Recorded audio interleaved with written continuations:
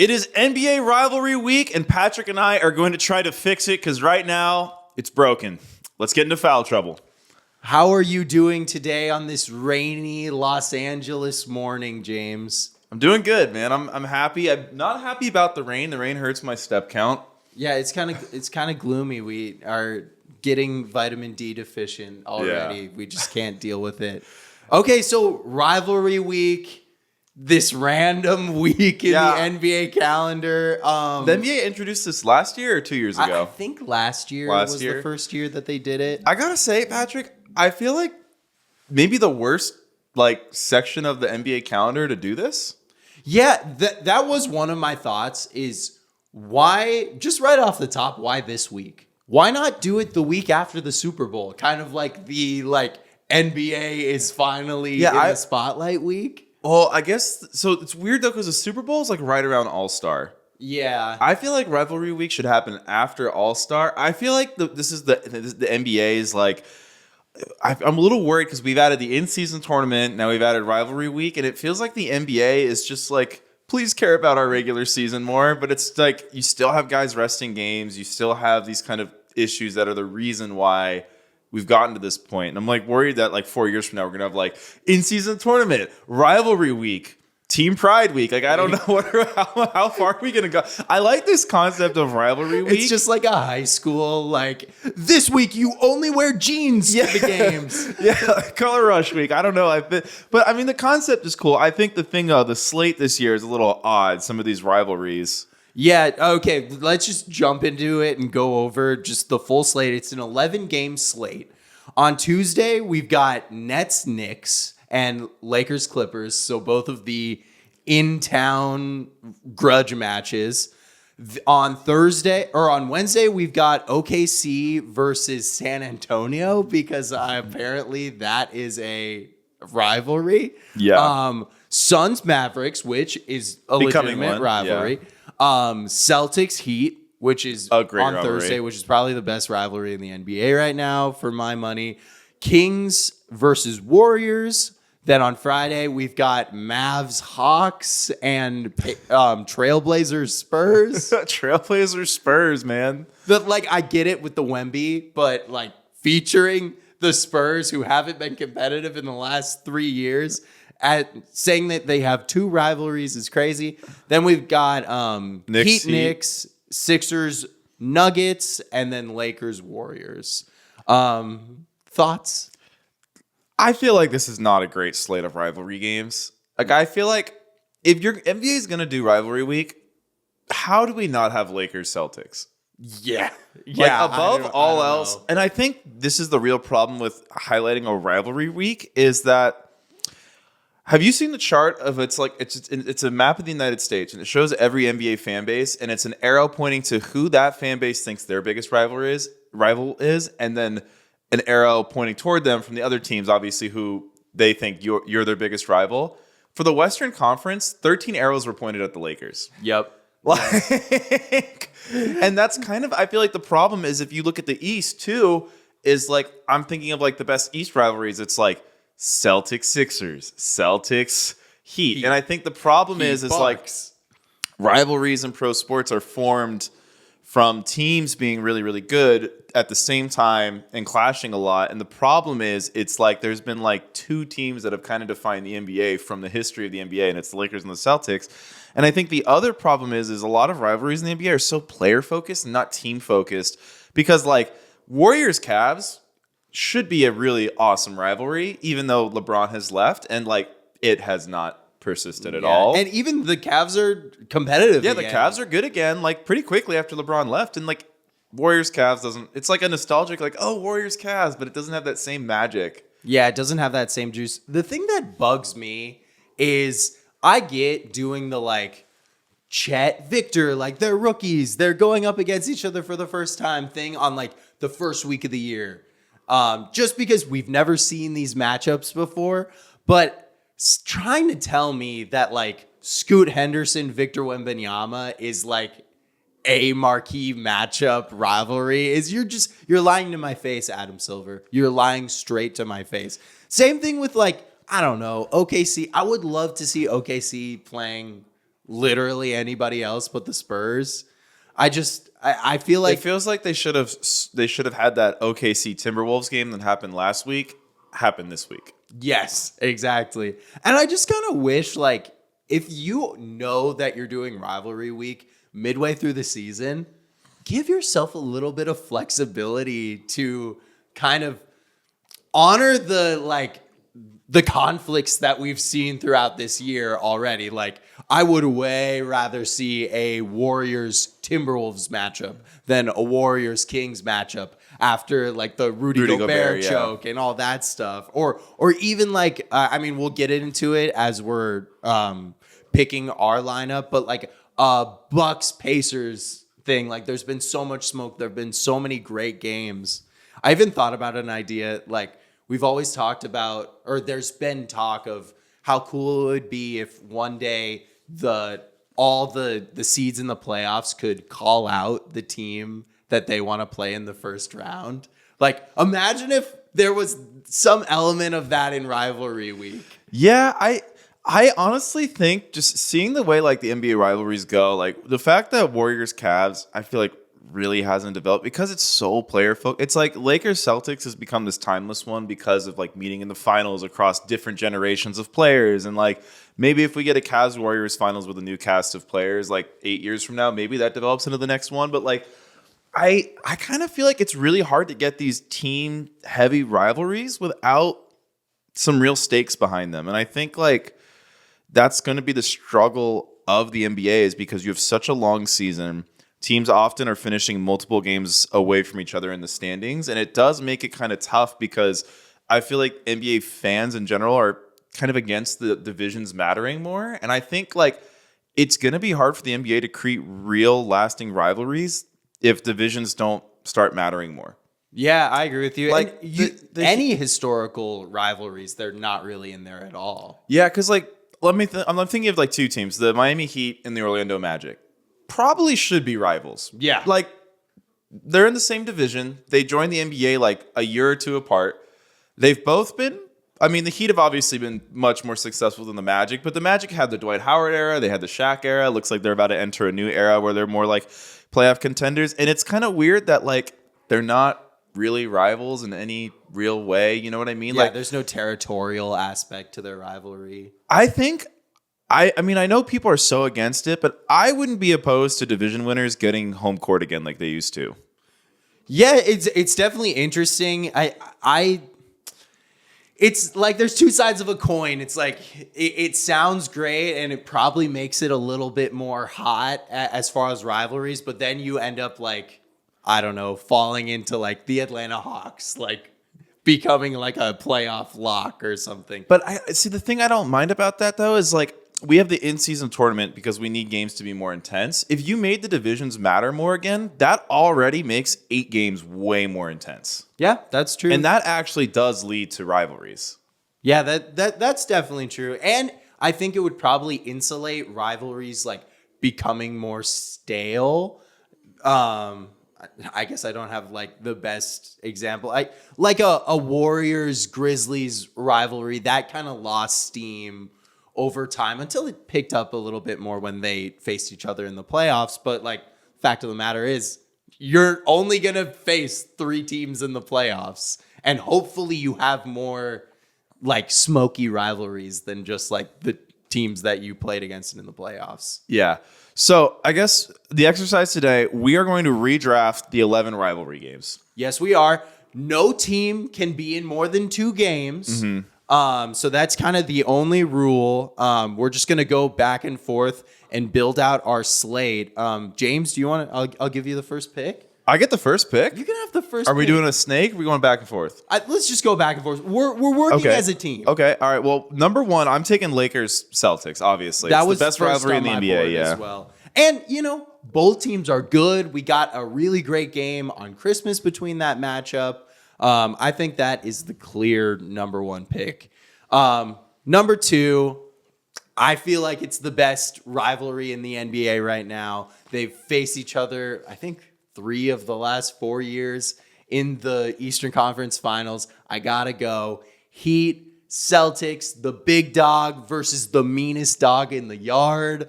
And like, it's a no-brainer, right? Yeah, no, Heat Celtics is an amazing rivalry. And that's the thing that's also been fun is like, I feel like this is another rivalry that has a real chance to become like an overtime thing because it's like you had Wade played them in like '09, and then like LeBron's big three played them like 3 straight years. And then now it's this new era of Tatum and Butler playing over and over again. Low key, I think something that really helps this rivalry is the KG and Paul Pierce podcast. I feel like every single day, we're going to talk about it later, but I feel like every single day I see something of them like talking about how they don't like Udonis Haslem. And then Udonis Haslem firing shots back. I was a little disappointed. Bam was on UD's podcast, and UD was talking about how like he doesn't fuck with Paul Pierce and KG. And Bam was like, yeah, I mean, like Jason and Jalen are fine. I'm like, no, go at them. Yeah, I think Bam and Tatum are friends. But so with the third pick, I do feel like there's a bit of a drop off here because this kind of goes back to what I was talking about, where it's like the Celtics are kind of like the key crux of all of these rivalries. Because the thing with the Lakers is I feel like they don't really have that many true Western Conference rivals. And a lot of the ones that were starting to build up, like the Kings, just collapsed over the years. Yeah, they do seem kind of forced. Like the Kings was really great in the early 2000s. Of course, there was like so much Spurs back and forth, but also they kind of like missed each other. I guess in the early 2000s, they were both at the peak of their powers. So, you know, I'm going to pick this one, even though it goes against my rule of like it's not a real rivalry. But I think since there's 11 games, there's enough room on the slate for this to become, you know, a rivalry game. It's the game we all want to see. It's Philadelphia versus the Denver Nuggets. Okay, there we go. Yeah, I mean that is a really great pick. I had that number 4 on my big board. We had a whole podcast about this them playing, literally last week. But it's the 2 best single players in the NBA. They play at the same position. Like we talked about, it's pretty rare in NBA history to have 2 guys at this level that go back and forth. And this is it's kind of cool that this matchup only happens twice a year, but also I wish it happened more. Yeah. Okay, should we just keep moving along? Yeah, I'm honestly, I feel like, what do you have next? I feel like you can guess what I have next. Lakers, Clippers? Suns, Mavericks. Oh, Suns, Mavs. Okay, so another player-focused one. It's a pretty player-focused one. The thing I like about Suns, Mavericks is there's so many angles you can go at it. There's the Luka Booker angle. There's the X's of Kyrie and KD. And then I will say, I think there's a good amount of like vitriol between the fan bases of Mavs Suns. Mavs Suns have a lot of the success, pretty much all of the success that the Mavericks have had in their history. They've had it while the Suns have been pretty good. So those 2 franchises have ran into each other a lot. Of course, there was the playoff series 2 years ago. Do you feel like having a playoff series is kind of like vital for? Yeah, I especially totally like a agree. longer one. Yeah, it's hard when it's interconference because unless they make it to the finals, they're pretty much never going to have a playoff series against each other. But do you think I drafted Suns Mavs too high, too low? I mean, I drafted Philly Denver. It's kind of the same concept. It's very player focused. So I'm going to try to go more team focused for the rest of these for my own picks. But I mean, I feel like with 11 games, you kind of have to have, because I think right now the best single player rivalry is Luka Booker. Yeah. As much as we want to prop up LeBron, Steph, they like each other. Or at least LeBron likes Steph. Same thing with, I feel like it's been a little unclear how much Steph likes LeBron, but it's like a golden retriever energy. Yeah, a little bit.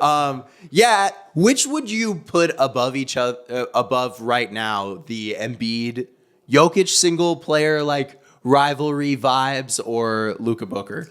I think Luka Booker is a better rivalry, but I'd rather watch Embiid Jokic. Yeah, it's higher level. I feel that.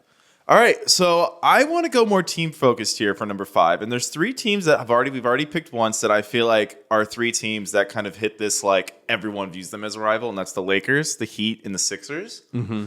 And I think the Heat have ruffled a lot more feathers over the years. So there's two teams I kind of want to match the Heat against, either the Milwaukee Bucks or the Dallas Mavericks. The Dallas Mavericks. Explain to me the Dallas Mavericks beef. So they've met in the finals twice. Both Okay. finals super contentious. And I feel like the NBA should just kind of keep pushing it. Hey, Lean you guys into are that. rivals. You guys should be right. The thing is, Heat fans and Mavs fans don't like it. They still hold a lot of vitriol. Okay. I think it's one of those okay, things where I when you're on the understand outside, that. you don't realize how much animosity is between the two fan bases. Yeah, no, totally. But My next thing I had on my big board was Bucks Heat. yeah, I'm gonna take Bucks Heat. I think it's a little bit more topical, but Yeah, I mean, I think Loki, the number of times that these two teams have met in the playoffs is like pretty unprecedented for this era of NBA history. The problem is whenever they meet, whoever wins just absolutely wipes the floor with the other team. yeah, no. Well, because the Heat beat them the first time. The second time was the Jimmy Butler, I'm stupidly locked in, which is, even though it was followed by like a sweep, it's one of my favorite quotes ever. Yeah, literally the losing team in these matchups, in any matchups between these two franchises, has never won more than one game. Yeah, well, because does that go back to like the Brandon Jennings Bucks when they played like the big three in the first round and just get like steamrolled? Yes, that was the first time they played. They played 2013, sweep by the Heat. 2020, gentleman sweep by the Heat. 2021, sweep by the Bucks. 2023, gentleman sweep by the Heat. Yeah. No, it's. I want a 7-gamer. For how uncompetitive their playoff series have been.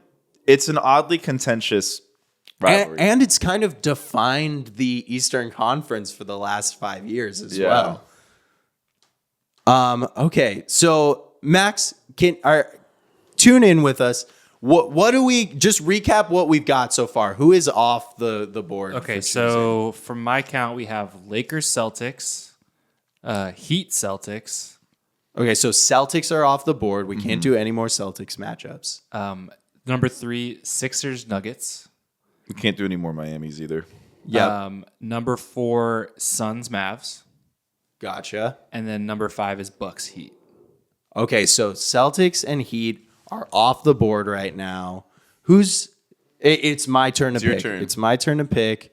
Who do I I have a clear next? pick here Okay. that I'll definitely take at 7 if you don't take him at 6. I was kind of split right here. I was considering does your matchup include the Lakers? Yeah. Okay. So I was considering these two matchups. It was Lakers Clippers and Lakers Nuggets. I feel like going into like the 2019-20 season, we expected the Lakers Clippers rivalry to kind of define what the Western Conference was going to be going forward. And then the Lakers Nuggets rivalry like pretty much did exactly that. They've met in the Western Conference Finals 2 times. There was so much yapping back and forth after the Nuggets championship. LeBron did I'm going to retire. I'm going to take the media like landscape for your whole like first week of the NBA Finals. But the Lakers and Clippers also seem to legitimately not like each other as well. Yeah. Where you're an LA native, I moved here. Where would you be leaning?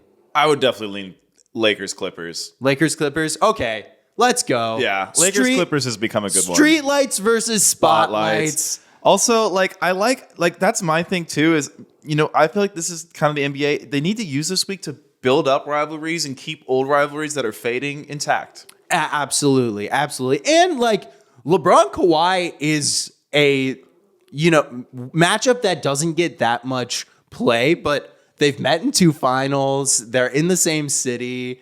LeBron kind of invaded Kawhi's, territory as well. I think there's a lot more juice there. Yeah. I mean, there's also still the juice of like 5 years back. Kawhi totally double-crossed the Lakers. bamboozled them. That's run amok. Run amok, yeah. So I mean, there's definitely some animosity there. I mean, yeah, I feel like Lakers Clippers. It's become a good game. It's interesting. It's been very Clippers dominated, and then the Lakers this year have kind of dominated the matchup when their team success is flipped. It should also be noted that every Lakers Nuggets game we've seen recently has been a Bad. blowout, Yeah. and every Lakers Clippers game has been just back and forth all the way. Well, and also the Clippers, I feel like since Bombers got there, he's really tried to be like, we are our own team. We're not just a little brother team. Like, we're going to move into our own stadium.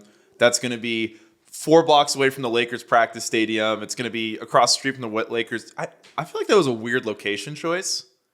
Yeah. Like, I feel like if there's any pocket of so for those of you who don't know, LA is like one of the biggest cities geographically, not just like population wise. Like, the physical size of the city is massive. And the Clippers' new stadium is, I'm not even kidding, it's like a couple blocks away from the Lakers practice facility. And it's also like across the street from where the Lakers played during the Shaq era. The 4, yeah. This is maybe the most Lakers. If there was ever a pocket of LA that was super Lakersy, it's where the Clippers are moving. Which, Absolutely. Weird choice. They're like a block away from Kareem Drive. Yeah. It's right there. Yeah. So I It's don't know also about right that. next to SoFi, which is just gonna create such a clusterfuck for traffic. Oh yeah. It's If there's awful. if there's a Rams game the same day as a Clippers game, like, rest in peace to Yes. the cars. Stay away.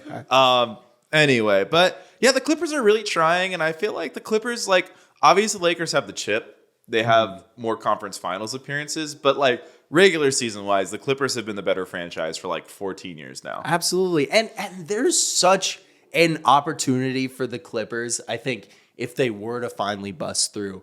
They have like an all LA team. If I was a little kid from LA, I would be so hyped by like seeing all these guys from the LA area playing on the team in a way that like the Lakers feel like a Marvel movie. It's guys that you see on TV, but are imports. And the Clippers, it's like, I don't know, a prodigal son. They're all coming home. There's just a lot of storylines that can be built out. And I hope we get out Battle LA this year. That's what I want. That's what I was promised before we had a global pandemic. All right, so I feel like 7, this is where I feel like there's kind of a drop-off because we can't use the Celtics, Heat, and the Lakers, which I feel like really are the 3 defining teams of like of NBA Haters. rivalries. Yeah. I guess you could say the Sixers, but we've already taken the Celtics out, and I feel like Sixers-Celtics is there. Bucks-Sixers is like, it's been really fun. We've had Laddergate. Giannis Embiid, I feel like, is kind of picking up steam a little bit, but it's not really there. We haven't really had anything yet. So Patrick, I might go with one that I don't even know was on your board, and I'm doing it solely because I just think the NBA owes it to itself to just put this on a rivalry week over and over again, because I think one of the things that does kill these rivalries is if you don't keep putting them in rivalry week when you have such a big slate of games, it's going to die. And I feel like I'm probably drafting this too early. This probably should go 11, but you know what? Give me Warriors Cavs. There we go. Just keep it There we alive. go. I don't see why not. Yeah, hey, I'm cool with it. I like that we're not matching up the Warriors against an absolute juggernaut. Of course, the Cavs are a really good team, but they're not. I think if we match them up against like the Nuggets or something, we would be on blowout watch. And we're part of this exercise, I think, should be trying to get really close games, because that's also what will grow a rivalry. And there's just so much history there. Yeah, like I know it doesn't have that same magic without LeBron, but like the Cavs are good. Donovan Mitchell's really fun to watch. I feel like styles clashing makes rivalries, and the current day Cavs have such a different. Yeah, it's small ball versus big ball. Yeah, it's right like- there. And I don't know. I just feel like it's one of those things where if you do put it on rivalry week every year and you just kind of reinforce that, like, hey, you guys played in the finals 4 times. You guys don't like each other. Like, it can kind of help keep that alive. So maybe that was an awful pick. Maybe I'm forcing it. Maybe that was just a player focused rivalry. But I don't know, man. You see those like crimson red Cavaliers going against that like, bay blue Warriors. And it just feels like it was meant to be a rivalry. Yeah, it's just memories, Phil. Hey, I'm with it, man. If you chose Pistons Bulls, I would be right there with you. I am not choosing Pistons Bulls right now, but I think any chance we have to honor the history of the NBA while still highlighting some of the NBA's best and brightest, which Donovan Mitchell and Steph Curry most definitely are. I think it's a great opportunity and it should be taken. Yeah, there is a drop off though into this like tier of rivalries, and I'm really pulled a lot of directions right here, but I think I'm going to go with 76ers Clippers. Whoa. Oh. Obviously, this is not a classic rivalry, but there is a lot of juice here. We've got the James Harden breakup from the 76ers. The two teams I don't think have played yet this season, but they're two of the best teams in the NBA. I think there's a lot of guys involved in this that like to talk, that like to be loud. And the one position where the Clippers don't have an ex-All-Star, the 76ers are boasting the reigning MVP. I think whenever these two teams do play, it's going to be an amazing matchup. I don't think the NBA likes to feature kind of weird player transaction rivalries, but I like that one. Yeah. No, I mean, it's kind of like if you did this a couple years ago, like Nets Sixers was a great pick. Exactly. Wow. So the Clippers are a double team. That kind of blows my mind. Clippers and 76ers are both off the board now. So I have an old rivalry that I feel like has a really strong chance to be renewed over the next decade. Give me Knicks Pacers. Knicks Pacers. I love that. I feel like it'd be a shame if we don't have any Knicks in here, but it's tough because we already took off the Heat and the Celtics. Yeah. I will say this. I feel like we're having a little bit of a renaissance of Knicks Celtics because despite how much better the Celtics have been, this like Thibodeau era Knicks have really seemed to give the Celtics a lot of problems in these regular season games. We got Bing Bong out of the Knicks beating the Celtics on game one a couple of years ago. Yeah, there's been a lot of like, at least the fans are into it. The fans are into it, and I feel like, you know, we had a Pacers Knicks series like 8 years or 10 years a while ago. Paul George's Pacers versus Melo's Knicks. That was a really fun series. And I feel like this has kind of been I feel like the Knicks are like kind of poised to just be like in the mix for the next while now. And like, Yeah, I feel like it's absolutely. inevitable we get a Pacers Knicks playoff at some point. And It could also be another really great rivalry between players that play at the same position. Brunson versus Halliburton. Yep. And Siakam Randall. Like, There we go. two Yeah, the guys who matchup. like to just bang their bodies at high speeds recklessly, like that creates tension. Yeah, and I mean, any chance you can get like a matchup with a little juice in Madison Square Garden, you just got to take that opportunity. Okay, what are we at right now? How many games have we selected? We selected 9. There's 5 teams that are out, which is the Celtics, the Heat, the Lakers, the Sixers, and the Clippers. Okay. I think the NBA would be pretty happy with those teams all doubling up. But I think I'm going to take another team off the board, and that team is going to be the Golden State Warriors. Okay. And I'm going with Golden State Warriors versus Minnesota Timberwolves. This is it's the old regime versus the new order. We had Rudy Gobert choke gate earlier this season. Like you said, with the other Warriors matchup, it's a very styles makes fights matchup. What do you think of that one? So I love that one if we can dynamically change the schedule. I actually took that one off because I was putting myself in the position of you don't know what's happened in the regular season yet. True. Which I guess would also take out Philly Clippers because that's the thing is there will be next year something that happens in the first 2 months that we don't know will happen that would have made that game perfect for rivalry week, but we just don't know it. That's why I wish they gave themselves some kind of flexibility. Like we saw it in the in-season tournament. That's like a possibility. So why not use it? Be as up to date as possible in this. Yeah, it's rivalry tough week. because all these concerts and everything is scheduled out so far in advance. So it's tough for the NBA to do flex scheduling because the NBA also, I don't know, it seems like, correct me if I'm wrong, isn't the like delay between the end of the regular season and the beginning of the playoffs like a day or two. Yeah, it feels it's like the very NBA short. gives themselves no wiggle room because I know they delayed a Warriors game because of the passing of the coach, and it's like, I believe there's a little bit more now because of the plan. The plan takes like 3 or 4 days. But yeah, generally they get to the playoffs as quick as possible. It feels like there's not quite enough wiggle room between the regular season and the playoffs, and league should start on Christmas. But okay, yeah, I mean that's the thing because if they gave themselves wiggle room, I love that they could throw these back out there. But that's the other thing too is that I feel like the NBA sometimes plays it a little bit too safe, where they'd be like, Draymond Gobert is not. It's like, come on, we all know, we love it. We want to see him get thrown. Those two have been shit talking each other from long before this season. Absolutely, yeah. There was all the The Paul remarks. George Draymond smoke versus Rudy. Yeah. Okay, so I would love to get Wemby in here. Wemby just doesn't have a rivalry yet.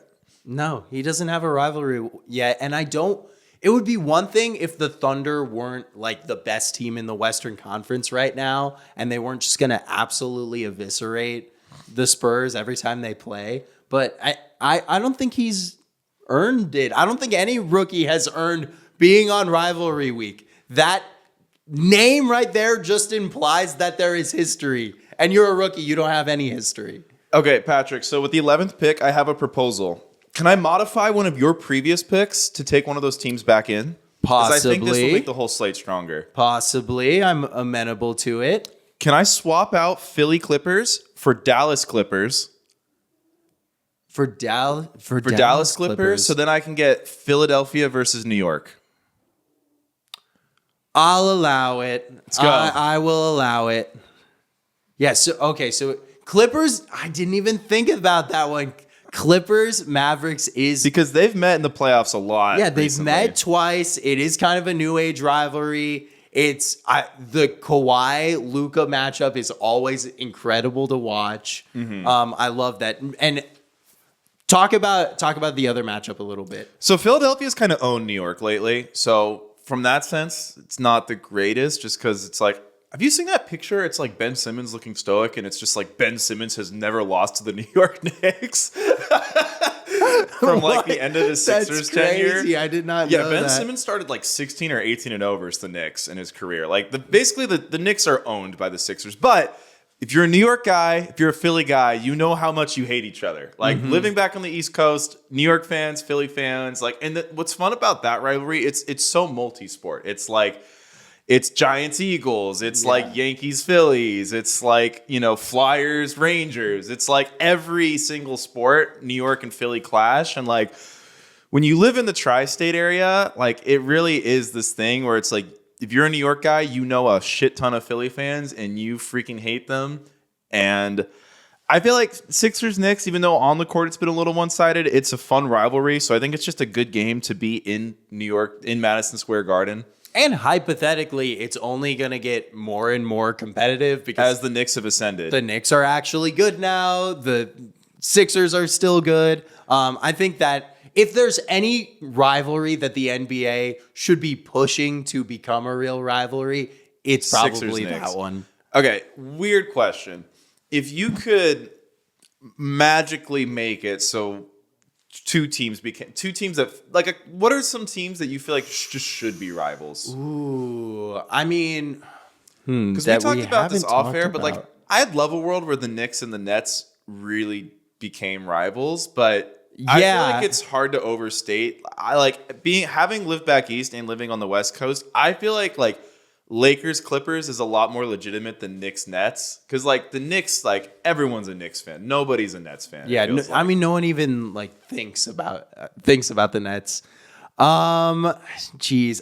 Pelicans Grizzlies, I think, is one that I would like to see as a real rivalry. There's been I think the NBA has tried to push that a little bit with the Zion Ja thing. They always do that with the 1-2 pick, but it's not really real, The rivalries I really, really like, and this is what I like about a lot of these East Coast rivalries, is like, and I think this is what's missing from so many West Coast rivalries, is like Celtics, Knicks, right?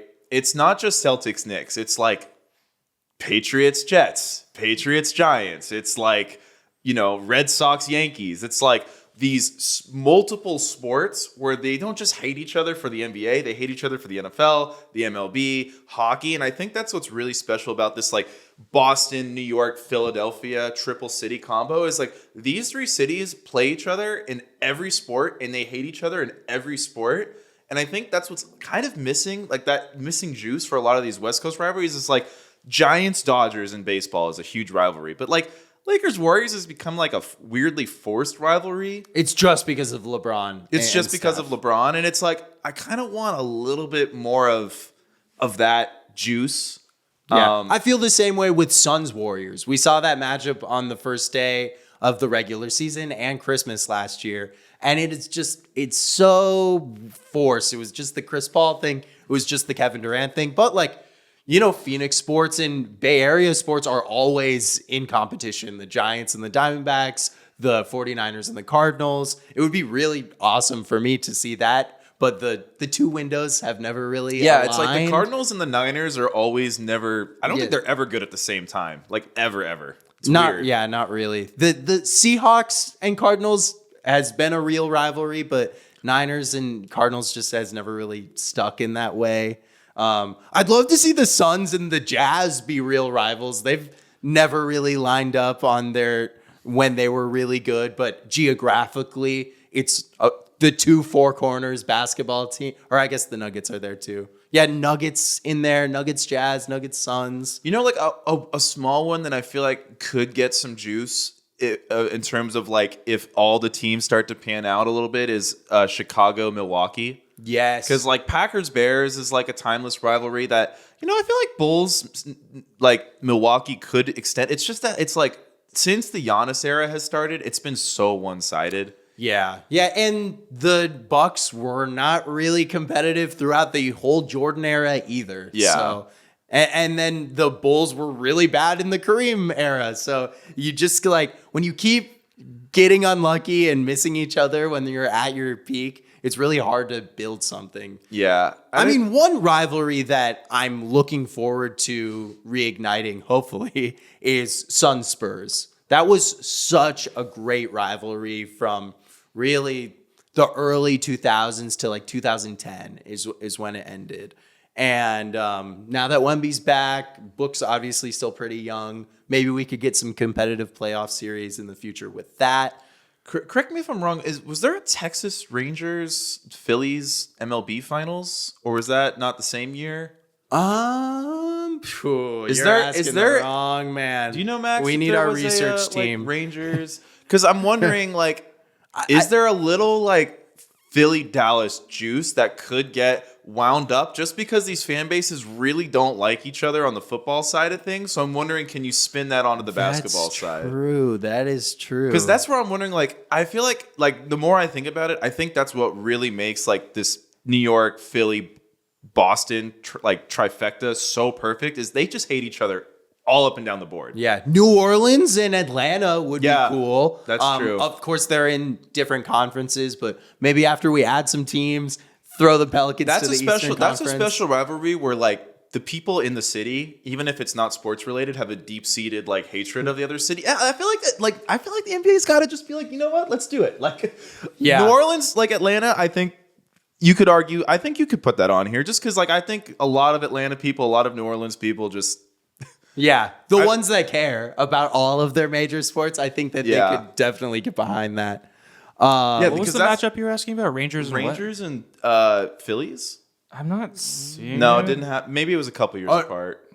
Yeah, the AL and but baseball teams, I can never remember. Especially in the South too. I think when you have that, like, that LSU, Georgia too, you got a lot of times these cities are butting heads. But yeah, I guess we've never really had like the basketball animosity. But I think like if you play it up, it could become like that. And I think maybe that's what the NBA needs to do is kind of focus a little bit more on these cities that are natural rivals everywhere and just try to force its way into making basketball part of the conversation. And I think people who like those rivalries would enjoy that too. Yeah, I agree. I definitely agree. So we have 2 more? No, we did it. We did it? We did it. We've got the whole slate? This is our draft right here. Wow. Okay.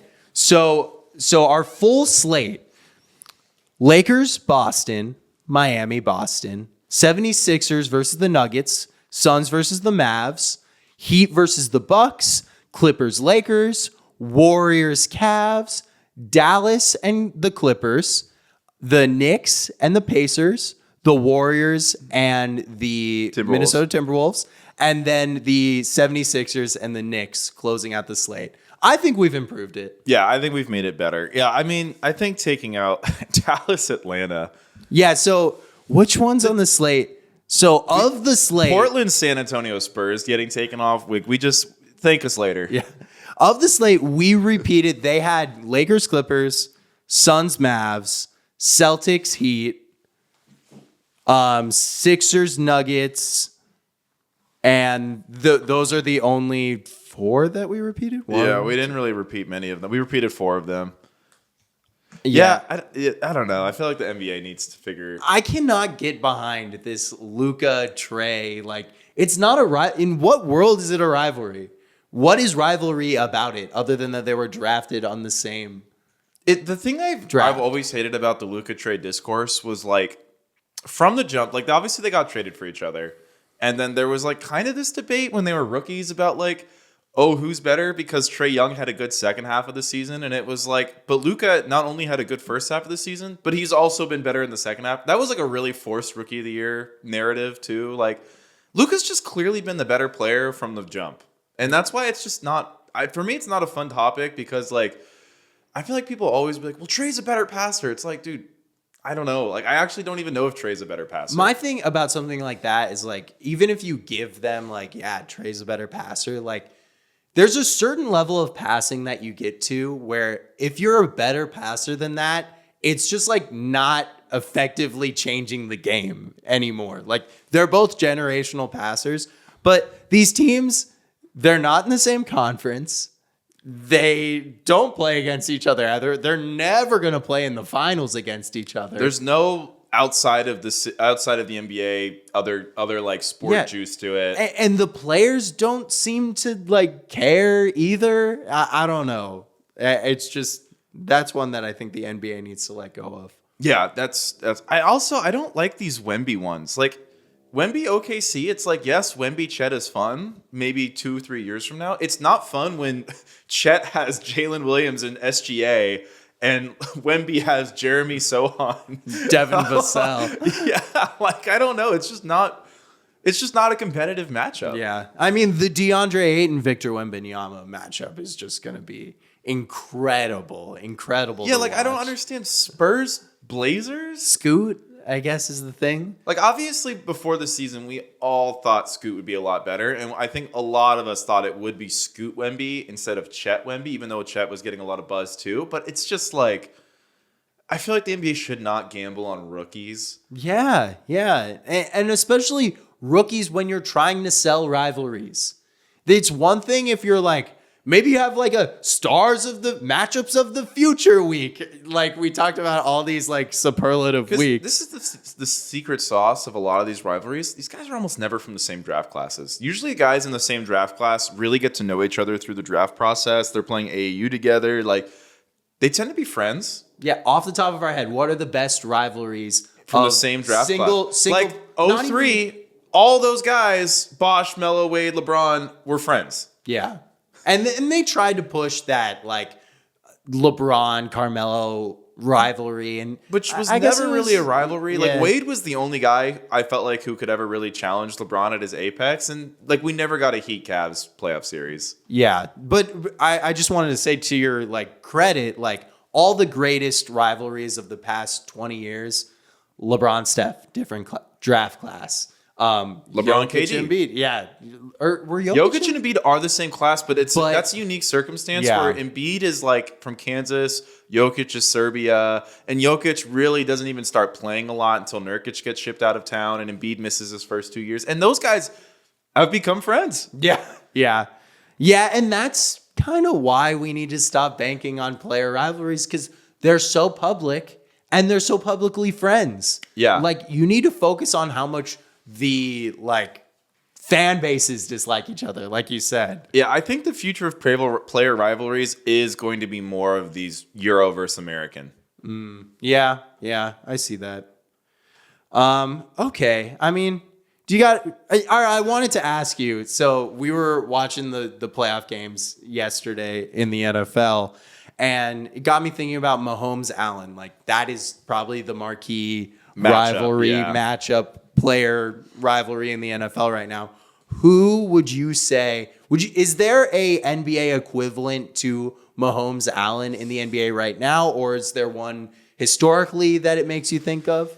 I feel like right now it's tough because there are so many players who are so freaking good in the NBA, but I feel like it's kind of hard to compare to Mahomes because Mahomes is like probably going to go down as the greatest football player ever. Like, you just see the graphics throughout the game. It's like most wins ever, greatest winning percentage on the road ever, like most touchdown duos with his tight end ever. And you're just like, bro, this guy's like, Tom Brady has 7 Super Bowls, and somehow we're watching somebody who's like literally headed straight down the path to matching or maybe surpassing him. And that's just like absurd. So I guess Luka is just the closest in terms of how young he is and how good he is, but he doesn't have that team around him. Mm-hmm. And then Allen is this like fun, reckless, crazy guy. I don't want to do like championships. Like, I don't know if we have that right now in the NBA. My one thought, I don't know if we have that right now in the NBA either. I guess maybe Jokic and Embiid is kind of there. I was also thinking of, we talked about it earlier, LeBron and Carmelo is kind of reminiscent of that. I think LeBron was clearly the guy, but Carmelo is also a generational talent in his own right that was never really able to get over the hump like Josh Allen unfortunately has been. But yeah, such a great moment for the NFL. Yeah, the NFL, those rivalry. Two. Yeah, I think we'll get it soon. I just don't know if we have it quite yet. Yeah.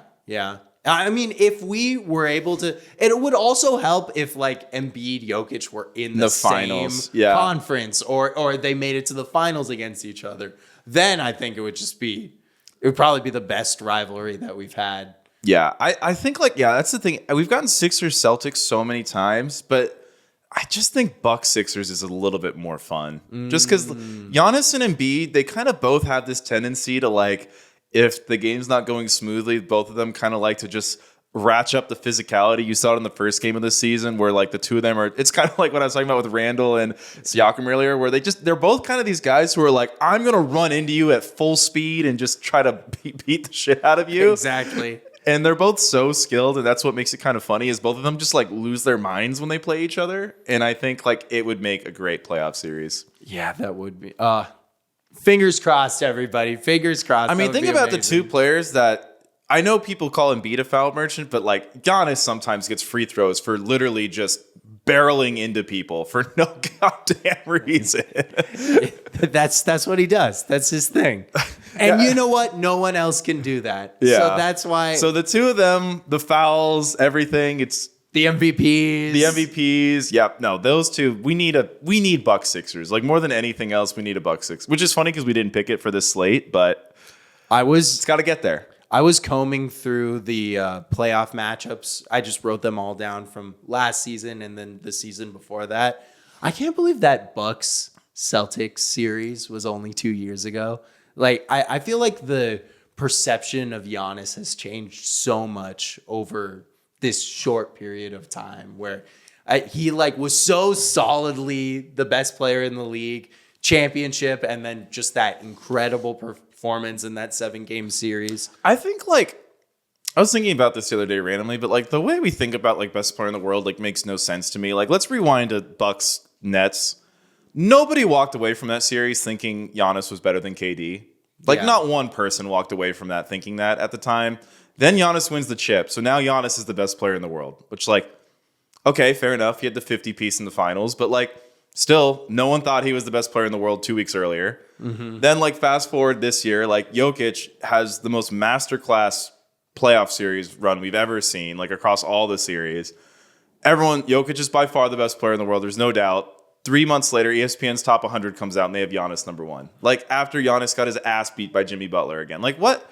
And now everyone's saying that Joel Embiid is the number 1 player in the MVP race. Yeah, well, I mean, MVP and best player in the world, I feel like are separate conversations. Like, I still think Jokic is the best player in the world, but I would have him be as the MVP favorite. But I don't know. The Giannis like up and down discourse of where he is player ranking wise has kind of never made a lot of sense to me. Yeah, I mean, I don't know. I was not in the camp that was thinking that KD is a better player than Giannis at that time. Mainly like the chasm gap on the defensive end between the two. But it is, I mean, it's the 24-hour media cycle of we just got to keep talking and keep talking and keep talking. And whatever we say out of that, we just got to stand behind. It's this like dichotomy between like Durant loses Harden and Irving and almost beats a fully healthy Milwaukee by himself. A year later, it's like the same thing. Giannis loses Middleton and I believe somebody else. And then he almost beats the Celtics completely by himself. And it's this funny, like, I don't know. Yeah. The thing is, they're just so close. They're so good. The three of them are all so good, and they're so close. We talked about it last week.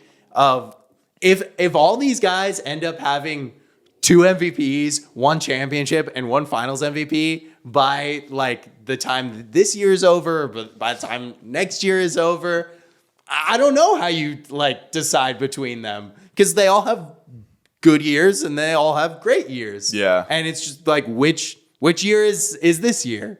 And it would be fun if Jokic played for like the Celtics. Not as a Heat fan, but like if they could go at each other. If 5 Giannis times played a for year. the Knicks and Jokic played for the Celtics, this would be like the greatest, Yeah. the greatest Oh my three-way gosh. rivalry of all time. Yeah. All right, should we move on to best take, worst take? Let's move on to best take, worst take.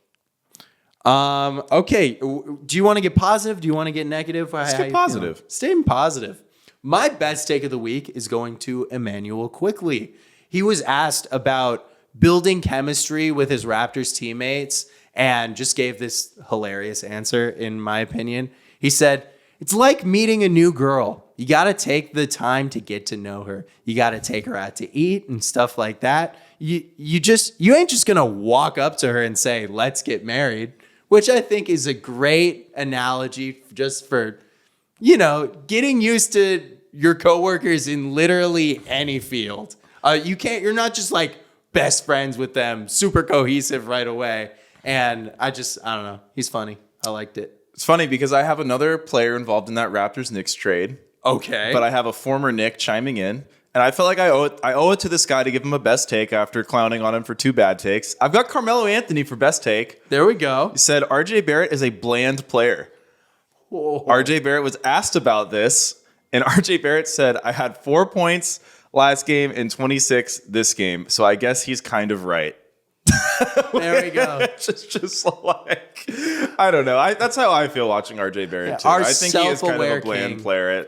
Yeah. Yeah, I hate to say it, but I do kind of agree. But I guess But bland isn't even necessarily the worst thing. Like, a lot of the best players aren't that. Like, I would say Tim Duncan is bland aesthetically. Aesthetically. Yeah, Like- aesthetically, definitely. Or Especially as he aged, like it was a lot of stiff jumpers. playing really great post defense. Yeah, like I'm not talking about like early 2000s Duncan, who's this crazy athlete. Like the 2010s Duncan was a bland player. Doesn't mean he was bad. He was such a Heat fan thing to say right there. Yeah.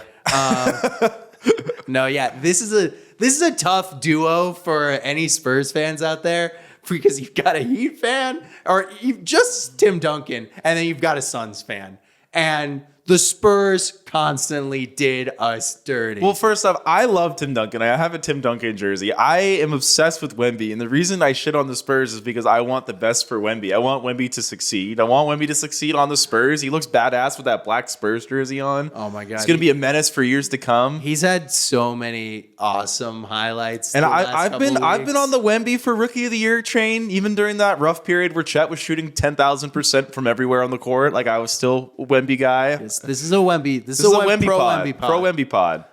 Okay. My worst take of the week is going, and this is for you, my man. And I wouldn't be surprised if you had the same worst take. But my worst take of the week is going to Paul Pierce. Oh, okay. I've got another small forward, but not him. Commented on Udonis Haslam's jersey retirement, a post about Udonis Haslam's jersey retirement, and said, "This one's given, bro. Just saying." Implying that Udonis Haslem was just given this jersey retirement and didn't earn it, which is complete bullshit. This guy played on this franchise for nearly 20 years? 20 years, yeah. 20 years. He was a rostered player on every single Championship team we've had. championship team and finalist that the Heat have ever had. I don't know who would be a better candidate. Like literally Dwayne Wade is the only better candidate that I think should be retired as a Heat player. Like Udonis Haslem, like you don't get players with legacies like that for a team. It's not like he's in the Hall of Fame. He's getting his number retired by the Miami Heat. Paul Pierce, you are a hater.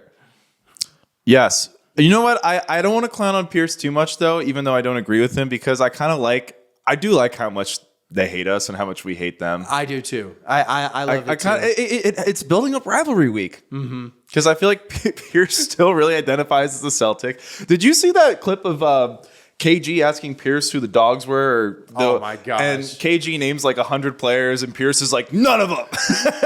Like, I feel like Kevin Garnett does not like Paul Pierce. I know. It like emanates from their podcast that Garnett, oddly, like you wouldn't expect it, but really like respects the current generation of guys. Like I've loved post-retirement KG, and Paul Pierce is just like such a hater. I know. It feels like he's just so loyal to, like he's KG. He's so loyal. He's never going to let him down. Of course he's going to do the podcast with you, Paul Pierce. And Paul Pierce just like bothers him and just like teases him.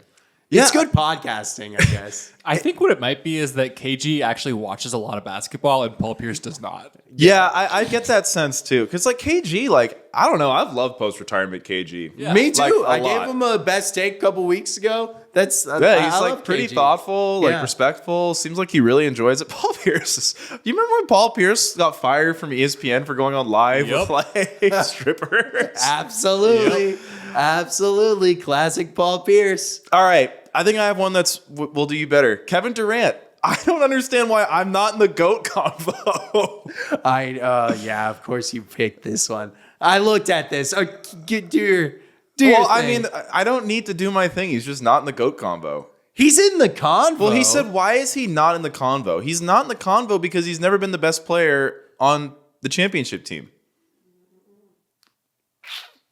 I don't The know Warriors won about before he that. got there. They won after he left. They didn't miss a beat when my man left. That doesn't mean Patrick, they could have won with me on the team.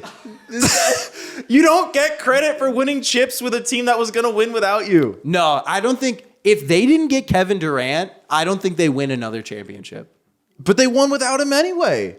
Yeah, but that was literally that did was it. down the line. They had all their tanking like Every single advanced stat from that Warriors era just said this team was so much better when Steph was out there than when Kevin Durant was out there. There's like no evidence. There's literally no evidence at all anywhere up and down any number that Durant was the better player than Curry. I saw Kevin Durant rip out LeBron James' beating heart on live TV and splash a 3 in his face. I don't know, but also with Durant, like to me, also even if you think he was the best player in those Warriors, you were never at one season the best player in the league. Okay, I'm not going to argue that he's the best player of all time, but he's a top 12 player all time at worst. Definitely one of the top 10 best shooters. I don't know if he's top 12. He has 4 scoring titles. He has an MVP. He has 2 championships. But like, okay, I see a lot of people put him ahead of Giannis all time. I actually don't understand that. I feel like Giannis has accomplished more than Kevin Durant has. He has more MVPs. He has a defensive player of the year. He was the definitive best player on his title team. I Like Giannis to me is ahead of Durant all time. when it's all said and done, yeah, I'll probably be there. But I can't quite put him there just yet. He made the finals as like a 24-year-old or something with Russell Westbrook and James Harden. Just like 2 absolute nutcases who cannot And win Ibaka. at all. Yeah. And Ibaka. I don't know. I don't think it's a crazy statement to say, why am I not in the conversation? But like, why are you not in the conversation? Because you haven't accomplished anywhere near as much as the guys who are in the conversation. It's such an easy answer.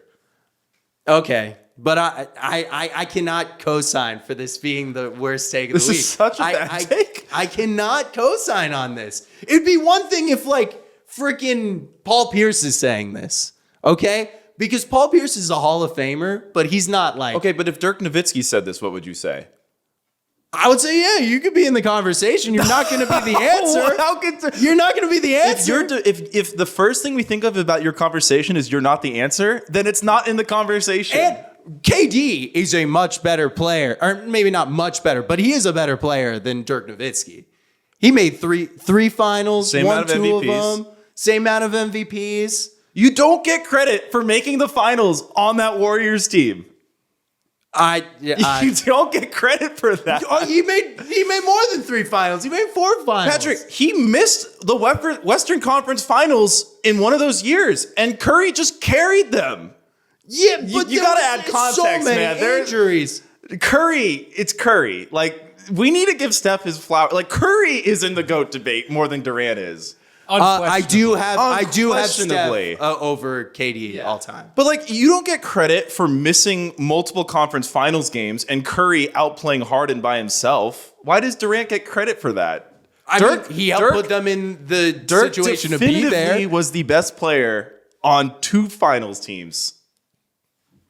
Okay, Has the same amount of MVPs for his era. so you have Dirk over KD all time. I don't know if I do, but I'm just saying, like, that's the kind of guys I compare KD to, not LeBron and Jordan. I think this could be a whole podcast episode in itself. But you have him 12. Like, that's my whole point. GOAT is 1. Yeah, Like, you're over 10 spots away. Yeah. I gotta ride for my dude. Who's been on the Suns for 1 season? That's my guy now. Not even 82 yet. Hey, you play 1 game in the purple and orange, and you're a Suns legend, okay? In this house. Okay, Max, we're at an impasse. You're gonna have to pick the worst take of the week. Man, I feel like I'm in the middle of something right here. I don't know. I mean, You have Paul Pierce slandering Udonis Haslam's name. I think that one is more out of pocket, to be honest. I think so. It is out of pocket. Yeah. It's out of pocket. It's a terrible take. Yeah. At least we can have an argument about the other thing. Exactly. With this, there's no argument. It's just Paul hate. Pierce, you are a hater. It's just smoke. I love the pettiness, though. Yeah. No, yeah. Hey, I'm for it. All right, it's so- just a bad take. So then Pierce is the worst take of the week. Yeah. Okay. So we've got Paul Pierce as the worst take of the week. Who was worst take last week? Didn't we have like the same take? I don't know. This is great podcasting. this is great We're gearing up to nominate the worst take of the month soon, so we gotta double check on that. But Pretty sure it was Kenyon Martin saying that real hoopers know Kyrie is better than Luka. oh, that was the first one for the whole year. That won the first month. Okay. Was it? Oh, it was Kuzma. It was Kuzma's Kuzma Wizards. saying. True. Damn, I feel like the takes they've been bad, but that Kenyon Martin one and the Isaiah Thomas one from the beginning of the year they're still the best too. Well, football's about to be done, baby, and then we've just got those hot take. Yeah, we got merchants. Skip is coming back to town. Stephen A is coming back to town. I'm ready. All right, thank you guys for listening to the Foul Trouble podcast. We'll catch you guys on the next one. Peace.